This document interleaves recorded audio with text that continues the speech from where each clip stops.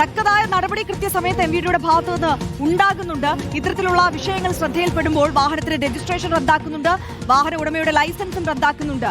പക്ഷേ നിരന്തരം ഇത്തരത്തിലുള്ള സംഭവങ്ങൾ വീണ്ടും വീണ്ടും ആവർത്തിക്കുന്നു. ഈ നിയമ നടപടികളെയൊന്നും യുവതലമുറയ്ക്ക് ഭയമില്ലേ എന്ന് ചോദിച്ചു പോകേണ്ട അവസ്ഥയാണ്. എന്തായാലും ഇപ്പോൾ വ്യാപകമായ ഒരു പരിശോധന നടപടി തിരുവനന്തപുരത്ത് MVDയുടെ ഭാഗത്തു നിന്ന് ഉണ്ടാകുന്നുണ്ട്. അതെന്താണ് എന്ന് നമുക്ക് നോക്കാം. ശബ്ദ മലിനീകരണത്തിൽ കർശന നടപടിക്ക് ഒരുങ്ങുകയാണ് ഗതാഗത വകുപ്പാണ് ഒരുങ്ങുന്നത്.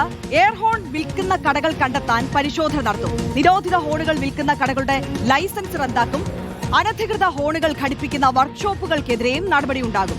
നിയമലംഘനം ആവർത്തിച്ചാൽ വാഹനത്തിന്റെ പെർമിറ്റും ഫിറ്റ്നസും റദ്ദാക്കും എന്നുള്ളതാണ് ഗതാഗത വകുപ്പിന്റെ നടപടി. അശ്വിൻ ഡിയേഗോ ചേരുന്നുണ്ട് വിവരങ്ങളുമായി. അശ്വിൻ, ഇതിപ്പോൾ നേരത്തെ ഒരു വ്ളോഗർ ഇത്തരത്തിലുള്ള വിഷയങ്ങൾ ചർച്ചയായ ഘട്ടത്തിൽ പറഞ്ഞത് ഞാൻ ഓർത്തു പോവുകയാണ്. ഈ മോഡിഫിക്കേഷൻ നടത്തുന്നു എല്ലാവരും എന്ന് പറഞ്ഞ് MVD ഈ വാഹന ഉടമകൾക്കെതിരെ നടപടിയെടുക്കുന്നതിന് മുൻപ് ഇത്തരത്തിലുള്ള മോഡിഫിക്കേഷനുള്ള സാധനങ്ങൾ നമ്മുടെ മാർക്കറ്റിൽ ലഭ്യമായതുകൊണ്ടാണല്ലോ ഞങ്ങൾ മോഡിഫിക്കേഷൻ ചെയ്യുന്നത് എന്നാണ് അത്തരത്തിൽ ആ ഒരു വാഹന ബ്ലോഗറുമായി ബന്ധപ്പെട്ട് അദ്ദേഹത്തിന്റെ ഭാഗത്തു നിന്ന് വന്നിട്ടുള്ള ഒരു ന്യായീകരണം. അപ്പോൾ ഇതെവിടെയാണോ വിൽക്കുന്നത്, എവിടെയാണോ ഘടിപ്പിക്കുന്നത്, അവിടെ മുതൽ തന്നെ നടപടിക്ക് ഒരുങ്ങുകയാണ് ഗതാഗത വകുപ്പ്, അല്ലേ?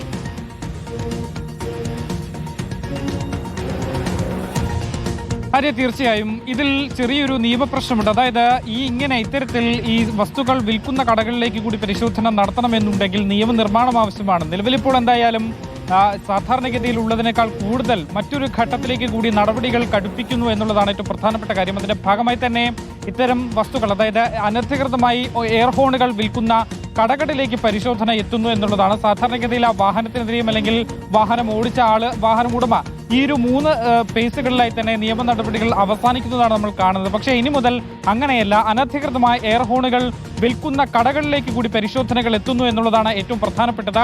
ഇത്തരം അനധികൃതമായ എയർ ഹോണുകൾ വിൽക്കുന്ന കടയുടെ ലൈസൻസ് അടക്കം റദ്ദു ചെയ്യാനാണ് നിലവിലിപ്പോൾ തീരുമാനിച്ചിട്ടുള്ളത്. മാത്രമല്ല GST വകുപ്പും അതുപോലെ തന്നെ തദ്ദേശ സ്വയംഭരണ വകുപ്പുമായി ചേർന്നാണ് ഇത്തരത്തിലൊരു തീരുമാനത്തിലേക്ക് എത്തിയിട്ടുള്ളത് എന്നുള്ളതാണ്. നിരോധിത ഹോണുകൾ വിൽക്കുന്ന കടകളുടെ ലൈസൻസ് പൂർണ്ണമായി തന്നെ റദ്ദാക്കും. GST തദ്ദേശ രജിസ്റ്ററുകൾ റദ്ദാക്കും എന്നുള്ളതാണ് നമുക്ക് മനസ്സിലാക്കാൻ കഴിയുന്നത്. മാത്രമല്ല ഏറ്റവും പ്രധാനപ്പെട്ട മറ്റൊന്ന്, ഈ കടകളിൽ നിന്ന് വാങ്ങിയ എയർ ഹോണുകൾ അല്ലെങ്കിൽ ഇത്തരത്തിൽ ഓൾട്ടറേഷൻ നടത്തുന്ന വസ്തുക്കൾ അത് ഘടിപ്പിക്കുന്ന വർക്ക്ഷോപ്പുകൾക്കെതിരെയും നടപടി ഉണ്ടാകും എന്നുള്ളതാണ് നിലവിലിപ്പോൾ മനസ്സിലാക്കാൻ കഴിയുന്നത്.